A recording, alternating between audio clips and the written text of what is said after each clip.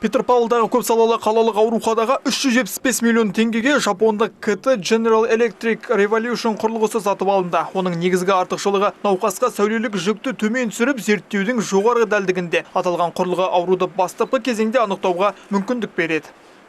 Мы можем проводить исследования. Біз мидың, кеуде қуысының, ішкі қуысы мүшелерінің контрастпен зерттеуге мүмкіндік туды. Бұл аортының және қан тамырларының патологиясын анықтау үшін зерттеуді қажет ететін науқастарға арналған.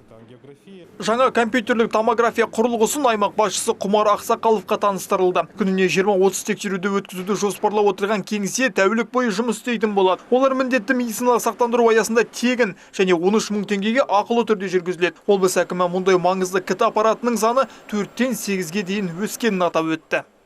Бүгін компьютерлік томограф аппараты қаладағы көпсалалы ауруханаға қосылды жұмысқа. Бұл ауруханаға алынған медициналық қондырғылардың өзі ғана емес, соңғы 2 жылда 1,6 миллиард теңгеге қажет ететін медициналық қондырғылар алған еді осы больницке. Осы ауруханаға болашақта тағы да жаңа МРТ аппараты алынатын болады. Ал жылдың аяғына дейін балалық көпсалалық ауруханаға біз жаңа МРТ аппараты қосатын боламыз. Өткен айда облыстық балалар ауруханасында да КТ аппараты іске қосылды. Ал ескі құрылғылар жөнделіп, басқа емдеу мекемелеріне жіберілетін болады. Қуаныш Қапеш, Жұлдызбек Ермұхан, Первый Северный телеарнасы.